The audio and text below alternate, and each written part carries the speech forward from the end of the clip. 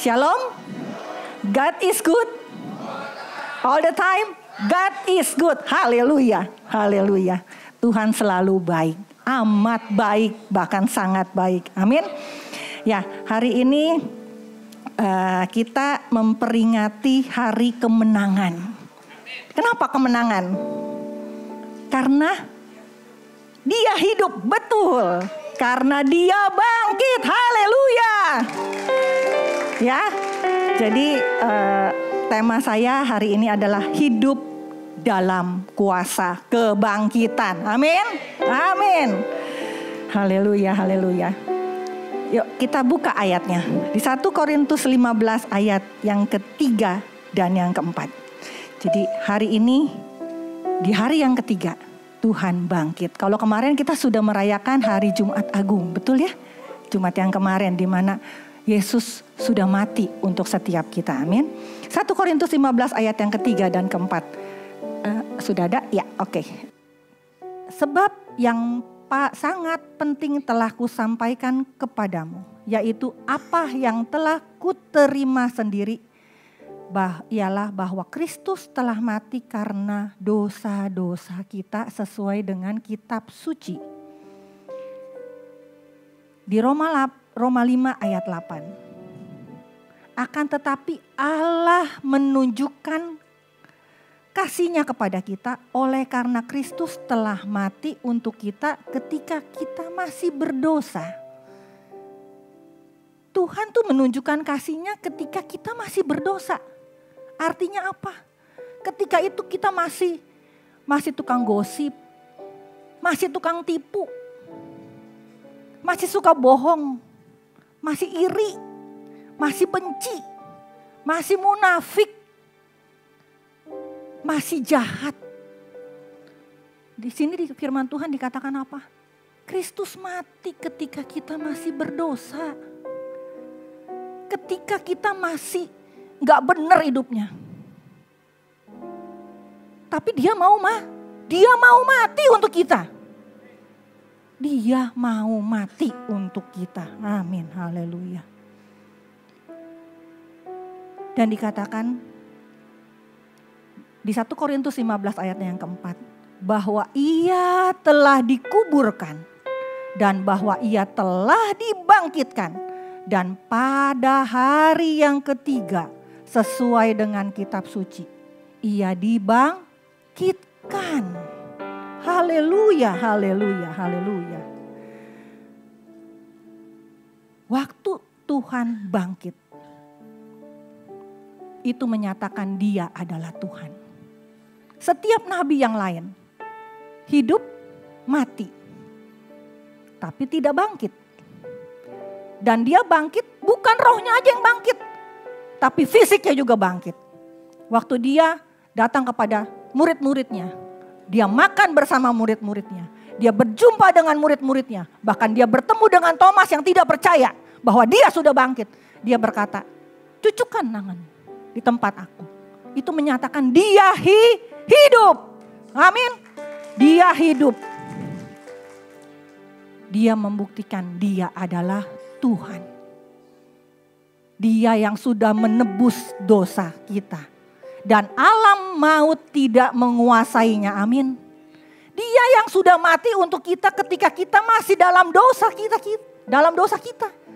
Dalam kelemahan kita, dalam kesalahan kita, dalam kejahatan kita. Dia mau mati. Dan Dia bangkit untuk menebusnya untuk setiap kita. Amin. Di 1 Korintus 15 ayat yang ke-14. Tetapi andai kata Kristus tidak dibangkitkan, maka sia-sialah pemberitaan Injil dan sia-sialah kepercayaan kamu. Jadi kalau Kristus itu tidak dibangkitkan, kalau Dia nggak bangkit, percuma. Kita ngapain belajar di sini? Dan yang ayat ke-17 dikatakan, jika Kristus tidak dibangkitkan, maka sia-sialah kepercayaanmu. Dan kamu masih hidup dalam dosamu. Karena Dia bangkit, Dia membuktikan janjinya, Dia adalah Tuhan. Dia sanggup mengampuni setiap dosa kita. Amin. Di Efesus 1 ayat 7 dikatakan, sebab di dalam Dia Dan oleh darahnya kita beroleh penebusan, yaitu pengampunan dosa menurut kekayaan kasih karunia-Nya. Kita beroleh pengampunan dosa karena kasih karunia-Nya. Jadi anugerah keselamatan dengan jaminan sorga yang Tuhan berikan kepada kita. Orang-orang, bukan karena kita tuh enggak berdosa. Tuhan memberikan keselamatan, Tuhan memberikan jaminan surga bukan karena kita enggak berdosa. Tapi karena keselamatan dan jaminan sorga itu karena kita mengakui kita enggak mampu. Kita enggak mampu dapat sorga kalau tanpa Dia. Karena perbuatan dan usaha kita tidak menjamin kita dapat masuk ke dalam sorga. Betul? Maka itu kita butuh seorang pribadi yang akan menggantikan kita menebus, menanggung dosa kita. Siapa namanya? Yesus yang sudah menanggung segala dosa kita di atas kayu salib. Dan kita memberikan diri kita untuk ditebus. Kalau kita nggak mau memberikan diri kita nggak bisa. Kita tidak bisa menerima anugerah keselamatan pengampunan dosa. No. Tapi karena kita mau memberikan diri kita untuk ditebus. Sehingga kita menerima anugerah keselamatan dan pengampunan dosa. Dengan jaminan sorga tentunya. Haleluya. Haleluya. Jadi Tuhan Yesus itu mencintai kita itu tidak setengah mati. Kalau pasangan saya mungkin bisa, I love you setengah mati. Betul ya? Gue setengah mati jatuh cinta sama lu. Tapi Tuhan tidak. Tuhan tidak mencintai kita setengah mati. Tapi Dia mencintai kita sampai mati. Haleluya. Demi supaya kita tidak mati. Demi supaya kita hidup. Dan kita hidup memperoleh hidup yang kekal. Haleluya. Jadi saudara, kita hari ini memperingati kebangkitan Yesus. Anak Allah yang hidup. Penebus kita yang telah menang atas maut. Yang bangkit pada hari yang ketiga. Di dalam Dia ada pengharapan. Di dalam Dia ada keselamatan. Di dalam Dia ada penebusan dosa. Di dalam Dia ada sukacita. Di dalam Dia ada kemenangan. Amin. Ada lagunya, yuk kita bangkit berdiri sama-sama.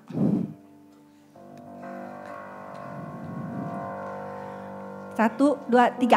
Anak Allah, Yesus namanya, menyembuhkan, menyucikan, bahkan mati, tebus dosaku, kubur kosong membuktikan sebab Dia hidup. Ada hidup, ada hari esok sebab Dia hidup. Ku tak gentar karena ku tahu Dia pegang hari esok. Hidup jadi berarti sebab Dia hidup. Haleluya. Silakan duduk kembali. Kalau Tuhan aja sudah ngampunin kita pada saat kita masih berdosa. Gampang gak sih kita ngampunin orang? Susah. Kenapa susah? Karena kita tidak mengerti kuasa kebangkitan Tuhan. Karena kita nggak mengerti bahwa kita yang begitu berdosa Tuhan mau pulihkan hidup kita. Tuhan ampuni setiap dosa kita. Waktu kita mengerti dosa kita yang sebegitu berat Tuhan mau ampunin. Kenapa kita sulit untuk mengampunin? Belajarlah untuk jadi pemaaf. Belajar daripada Tuhan. Belajar untuk menjadi pemaaf. Tutupin dosa orang. Kita juga mau dosa kita ditutup sama Tuhan. Ditebus sama Tuhan. Belajar untuk lupakan kesalahan orang. Karena kalau kita tahu tujuan hidup kita ini beribadah. Menyenangkan Tuhan. Hidup kita yang sudah ditebus, itu miliknya Tuhan. Kalau kita tahu, maka kita akan bisa. Seperti Kristus sudah memaafkan kita, kita juga belajar untuk memaafkan kesalahan orang. Jadilah pemaaf. Dan mintalah maaf kalau kita salah. Amin. Amin, amin. Di 2 Korintus 5 ayat 15. Di 2 Korintus 5 ayat 15. Dan Kristus telah mati untuk semua orang. Supaya mereka yang hidup, dikatakan apa? Tidak lagi hidup untuk dirinya sendiri. Tetapi untuk Dia yang telah mati dan telah dibangkitkan untuk mereka. Kalau kita tahu Yesus itu udah mati untuk kita. Supaya kita nggak hidup lagi untuk diri kita sendiri. Kita biasanya nih hidup kita apa sih ya? Hidup, makan, tidur, kerja. Apalagi? Makan, tidur, jalan-jalan. Makan, tidur, happy-happy. Enak ya? Terus mati. Padahal Tuhan bilang, Tuhan mati untuk kita supaya kita tidak egois hidup untuk diri kita. Kalau cuma makal mati, itu hidup untuk kita. Hidup untuk siapa? Untuk Dia. Amin. Amin, amin, amin, amin, amin. Di Matius 5 ayat 16. Demikianlah hendaknya terangmu bercahaya di depan orang.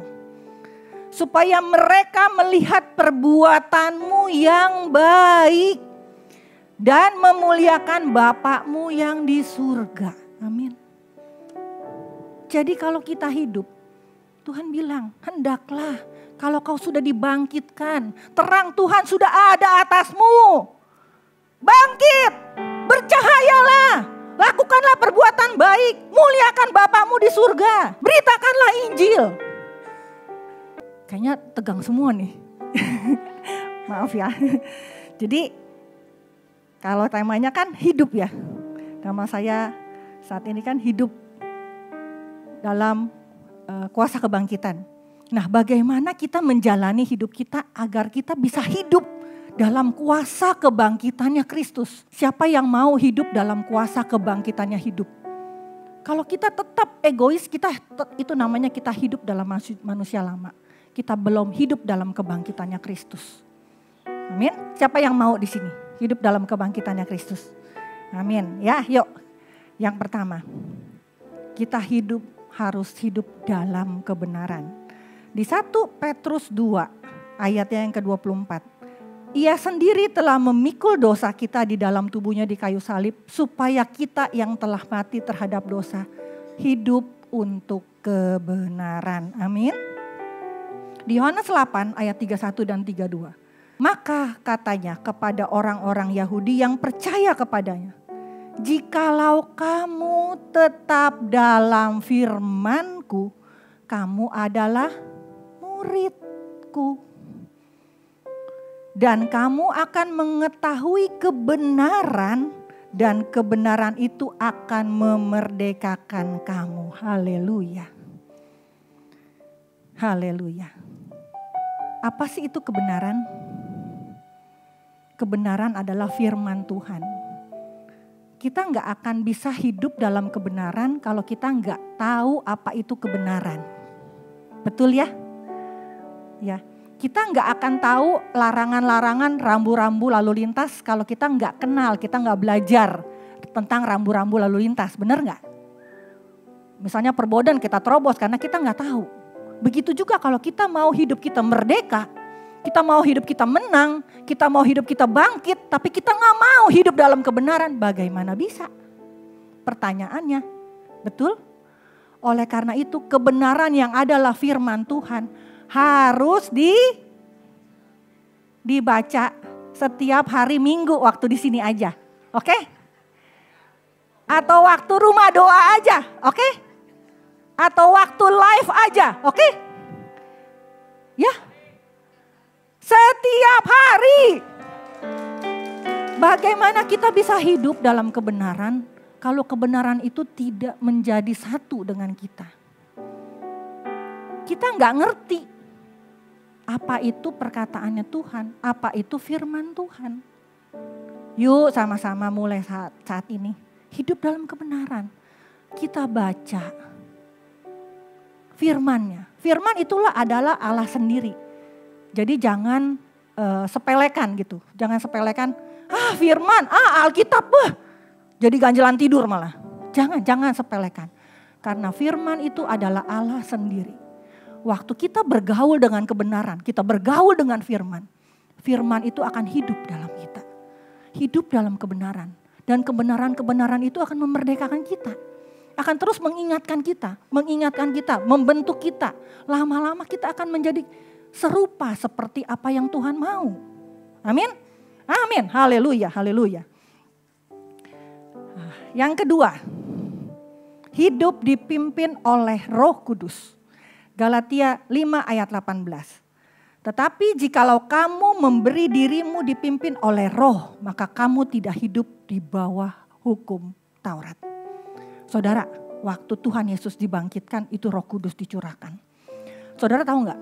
Waktu sebelum Tuhan Yesus dibangkitkan, murid-muridnya tidak ada yang melakukan hal-hal yang spektakuler. Betul nggak? Sebelum Tuhan Yesus bangkit, sebelumnya nih. Sebelum Tuhan Yesus dibangkit, waktu Tuhan Yesus masih disalibkan aja, tidak ada pekerjaan atau tanda-tanda yang muridnya lakukan yang spektakuler yang sampai diingat orang. Ada nggak? Tidak ada. Malah mereka apa? Waktu mereka masih mengikut Kristus, waktu Tuhan Yesus belum dibangkitkan. Filipus, waktu Tuhan bilang ada 5.000 orang yang kelaparan. Kamu punya apa? Aku punya ini nih, cuma 200 dinar tapi sayang dia. Dikekepin 200 dinarnya. Siapa lagi? Yudas. Makan dia jual Tuhan Yesus. Dia curi uang kas. Untuk apa? Untuk dirinya. Siapa lagi? Petrus. Tuhan bilang, sebelum ayam berkokok 3 kali kau akan menyangkal aku. Petrus muridnya Yesus nyangkal Tuhan karena dia takut. Takut ditangkap. Semua murid-muridnya waktu belum Tuhan Yesus dibangkitkan hidup untuk dirinya. Hidup hanya untuk dirinya. Tapi waktu kita lihat di Kisah Rasul 1 ayat 8. Tetapi kamu akan menerima kuasa kalau Roh Kudus turun atasmu. Kamu akan menjadi saksiku di Yerusalem, seluruh Yudea, Samaria, bahkan sampai ke ujung bumi. Amin.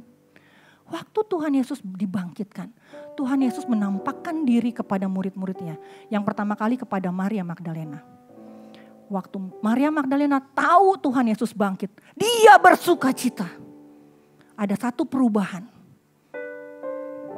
Ada satu perubahan. Begitu juga murid-muridnya. Waktu Tuhan Yesus menjumpai murid-muridnya. Murid-muridnya bersuka cita. Ada satu perubahan. Di mana murid-muridnya yakin dan percaya. Yesus hidup. Amin. Yesus bangkit. Yesus sudah mengalahkan maut. Dan apa yang terjadi? Murid-muridnya sudah tidak lagi hidup untuk dirinya. Kalau kita lihat Filipus yang tadinya pelit kikir, menjadi Filipus yang murah hati. Suka menolong banyak orang. Dia memberitakan Injil ke Samaria. Bahkan sampai rela mati disalib untuk memberitakan kabar baik ke semua orang. Bahwa ada satu pribadi yang hidup Yang bangkit dialah Tuhan Yesus. Yang memberikan kita anugerah keselamatan bahkan hidup yang kekal. Simon Petrus, seorang pengecut yang waktu itu menyangkal. Waktu Tuhan Yesus menjumpai dia, Tuhan Yesus berkata, Simon Petrus, apakah engkau mengasihi aku? Gembalakanlah domba-dombaku. Waktu ada kebangkitan Tuhan itu mengubah Simon Petrus menjadi seorang yang memberitakan Injil sampai ke Asia. Bahkan ia rela mati di salib. Simon Petrus itu sampai bayang-bayangnya itu nyembuhin orang loh. Sampai bayang-bayangnya itu nyembuhin orang loh. Ada kuasa kebangkitan dalam hidupnya. Karena dia tahu hidupnya bukan dia lagi. Hidupnya adalah milik Tuhan. Amin. Siapa lagi? Saulus. Yang dulu adalah seorang Farisi yang mengejar-ngejar murid pengikut Kristus untuk dibunuh. Diubahkan Tuhan waktu dia berjumpa dengan Tuhan. Dan dipakai secara luar biasa. Bahkan sapu tangannya aja nyembuhin orang. Kita tentu mau kuasa kebangkitan itu ada dalam kita. Kalau saat ini Tuhan bilang, alam maut sudah aku kuasai. Apa yang kau takutkan? Bukankah Tuhan sanggup memenuhi kebutuhanmu? Bukankah Tuhan sanggup menyembuhkan sakitmu? Bukankah Tuhan sanggup melakukan mujizat? Seperti yang kita lihat dari murid-murid yang sudah mengalami kebangkitan Tuhan. Bukankah Tuhan sanggup memulihkan hidupmu? Apapun kondisi saudara, jangan menyerah. Di dalam Tuhan ada pengharapan. Waktu kita tidak menyerah, kita sudah menang. Saudara, saya pernah waktu beberapa lama yang lalu saya ikut liburan bersama anak saya ke Dieng. Saya naik ke atas gunung. Wah, lumayan tinggi tuh. Anak saya bilang gini, "Mah, nanti kita di atas kita ngelihat ini sunrise." Sunrise, bagus mah. Di antara gunung-gunung ada ini. Tinggi tuh ya, tinggi. Udah ngos-ngosan. Sampai di atas tuh, saya ketemu dengan ibu-ibu yang lain. Udahlah, udah capek lah, kita mah udah tua ya. Udah kita duduk aja di sini dah. Udah yang lain anak-anak naik aja dah, kita duduk aja di sini. Tahu nggak? Saya ikut duduk. Dan udah akhirnya anak saya naik dan turun. Anak saya bilang gini, "Mah, dikit lagi. Mama jalan dikit lagi, naik dikit lagi, ketemu sunrise." Jadi apapun persoalan saudara, bertahan. Berharap sama Tuhan. Sedikit lagi Tuhan akan jawab. Amin, haleluya. Itu saya nyesel tuh. Tadi jago naik tuh. Bener gak? Kalau saat ini persoalan apapun jangan nyerah. Bertahan, kuat, maju. Di dalam Tuhan ada pengharapan. Amin. Haleluya, haleluya, haleluya. Haleluya. Jadi kalau Roh Kudus memberi kita kuasa tuh bukan untuk pamer-pamer. Bukan untuk sosokan. Waktu saya doain orang, orangnya sembuh. Bahkan kita kibasin sapu tangan. Seperti itu tadi, siapa? Paulus. Sembuh. Bukan untuk pamer. Tapi untuk apa? Memuliakan Tuhan. Haleluya, haleluya, haleluya, haleluya. Jadi kalau saat ini setiap kita tahu sekarang hidup kita bukannya untuk kita. Hidup kita kalau kita mau diubahkan, kita mau menerima kuasa kebangkitan, kita tahu kita harus hidup dalam kebenaran. Yang kedua harus dipimpin oleh Roh Kudus. Ayo, yang pertama tadi apa? Hidup dalam kebenaran. Biar kebenaran itu memerdekakan hidup kita. Yang kedua, hidup dipimpin oleh Roh Kudus. Haleluya. Ya. Jadi yang ketiga, hidup dalam pertobatan. Nah, ini ada kisah tentang perempuan yang kedapatan berbuat zina. Perempuan yang kedapatan berbuat zina. waktu di zaman Yesus, kalau kedapatan berbuat zina, dia ditaruh di tengah, terus dilempari batu, dihukum rajam sampai mati. Untung kita di sini udah nggak ada hukum Yesus ya. Mungkin kita semua seperti itu dirajam kali ya. Tapi karena kasih anugerah Tuhan, karena kebaikan Tuhan, maka kita diampuni. Tapi, nah yuk kita baca ayatnya. Yohanes 8 ayat yang ke-7. Dan ketika mereka terus-menerus bertanya kepadanya, ia pun bangkit berdiri lalu berkata kepada mereka, barang siapa di antara kamu tidak berdosa, hendaknya ia yang pertama melemparkan batu kepada perempuan itu. Kalau kita baca ceritanya, pergilah seorang demi seorang, demi seorang. Artinya apa? Artinya kalau kita semua adalah orang-orang yang berdosa. Kita tahu upah dosa adalah maut. Yohanes 8 ayat 11. Yesus tanya gini nih. Tidak adakah yang menghukum engkau? Jawabnya, tidak ada Tuhan. Lalu kata Yesus, aku pun tidak menghukum engkau.